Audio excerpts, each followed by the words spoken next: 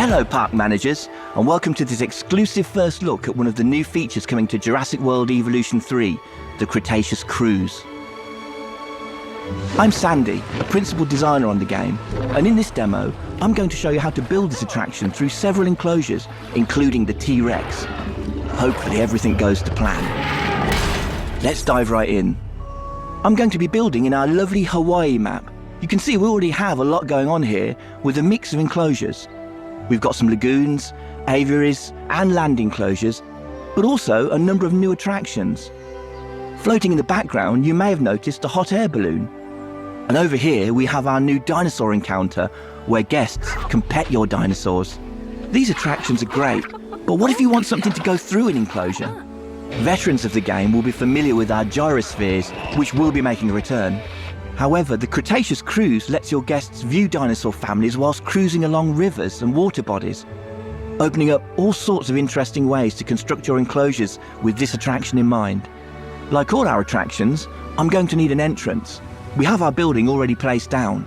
Jurassic World Evolution 3 now features modular building, meaning you can customize buildings like this to your heart's content.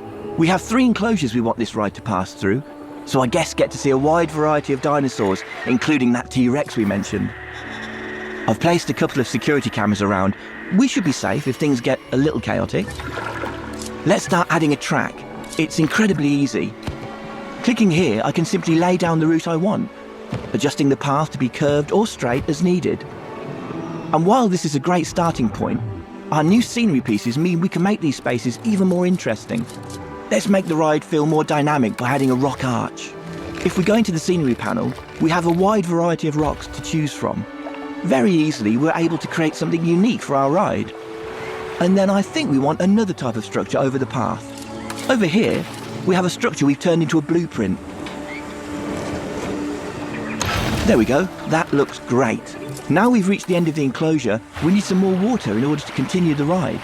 Let's place that down and add a track through this fence.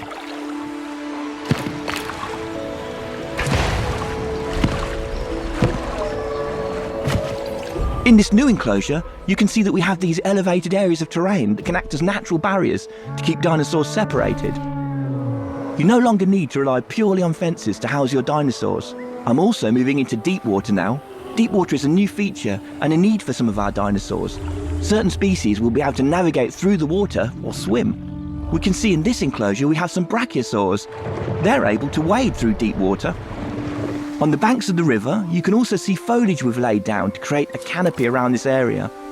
Let's use one of the compound brushes to finish off a section over here. The scenery brushes make detailing your spaces super simple. We now have our ride complete. Let's open it and head down to guest level. There's multiple perspectives you can choose from when interacting with the kayak. You can observe from third person, first person, or even take control of the ride. In this perspective, you will take control, allowing you to move the kayak freely both along the track ride or outside it. From this vantage point, you can get up close to the dinosaurs. Let's take a look at our Parasaurolophus. In this enclosure, we have a number of males and females, each with their own unique colour and pattern, making the dimorphism quite apparent. Dinosaur traits will be able to pass down from generation to generation, with certain features being worth more to your overall park rating. Over here, we can see the juveniles as they play in their enclosure. They'll interact with each other as well as adults, so keep an eye out. As we head into the next enclosure, let's hop over to one of the guest kayaks and check out what they're able to see.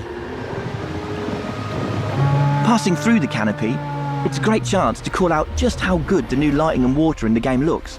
It adds so much to the effect of this attraction. And finally, we make our way into the T-Rex enclosure. These guys can get a bit restless with boats travelling through, so you want to keep an eye, or preferably a security camera, on these sorts of enclosures. That about brings us to the end of our demo, and hopefully you can see just how creative and dynamic this new ride will be. There's so many ways to integrate it into your parks. I'm very excited to see what players will do with it when the game launches on October 21st.